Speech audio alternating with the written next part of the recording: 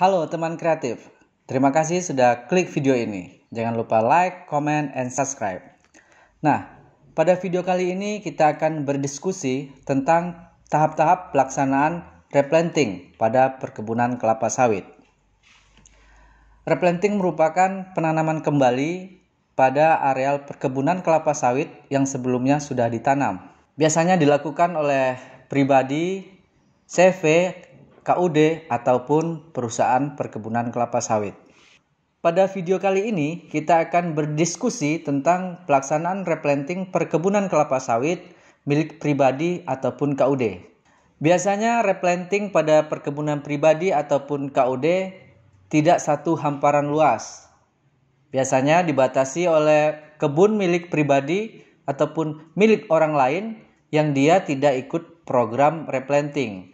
Ini merupakan salah satu hal ataupun kendala yang biasa dihadapi oleh petani pribadi ataupun KUD yang ingin melakukan replanting, terutama di masalah jalan dan batas. Tentunya hal ini akan berpengaruh terhadap pelaksanaan replanting tersebut. Program replanting itu mengacu kepada hal-hal seperti umur tanaman sudah lebih dari 25 tahun. Kemudian tinggi tanaman sudah lebih dari 13 meter. Bisa saja umur tanaman belum 25 tahun, tapi tingginya sudah lebih dari 13 meter. Hal ini bisa sebagai referensi untuk melakukan replanting. Kemudian produksi rata-rata 1 hektarnya di bawah 14 ton. Jadi hal ini juga sebagai pertimbangan untuk kita melakukan replanting, walaupun umur kebun tersebut belum 25 tahun. Selanjutnya yang harus kita persiapkan adalah 1 tahun sebelum melakukan replanting, kita harus sudah menyiapkan bibit yang akan digunakan sebagai tanaman pengganti nantinya. Kemudian 1 tahun sebelum replanting, kita juga sudah tidak melakukan pemupukan. Sebelum melakukan replanting, kita harus melakukan reblocking atau memblok areal dari kebun petani-petani yang ada di sekitar yang biasanya mereka tidak ikut replanting.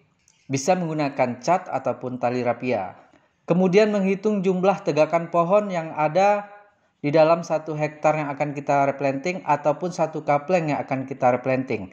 Biasanya jumlah tegakan pohon juga berguna untuk membayar kontraktor, karena kontraktor itu biasanya dihitung berdasarkan jumlah tanaman sawit yang ditumbangnya. Kemudian kegiatan selanjutnya adalah melakukan tumbang dan chipping. Nah, penumbangan dan pencipingan biasanya dilakukan dengan menggunakan eksavator. Khusus untuk chipping biasanya menggunakan mata pisau yang khusus. Untuk chipping ketebalannya biasanya maksimal itu 12 cm, kemudian panjang chippingan itu maksimal 60 cm. Untuk areal berbukit, lakukan pancang teras jika ingin membuat teras, kemudian juga buat jalan kontur atau jalan bantu.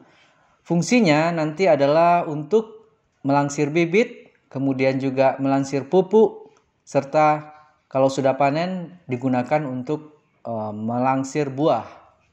Bagaimana cara memancang daerah lereng atau berbukit? Itu ada di video kita sebelumnya, silahkan dicek di channel ini.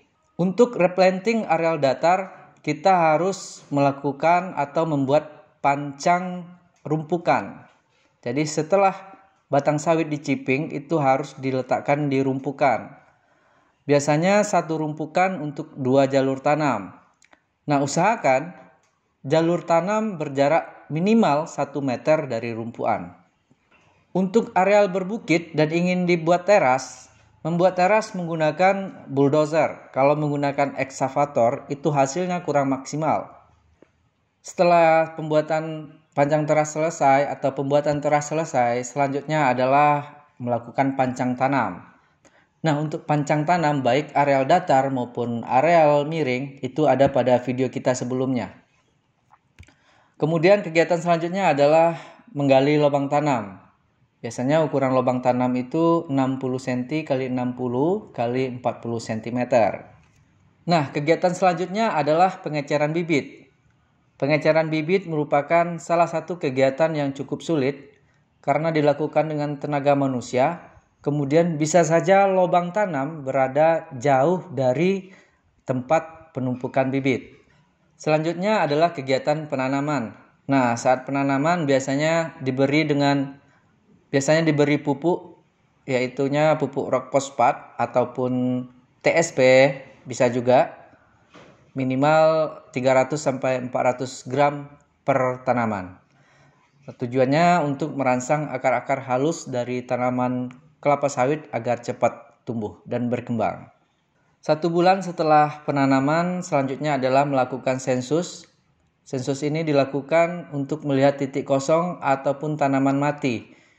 Nah, tujuan dari sensus ini adalah menghitung atau merencanakan untuk penyisipan.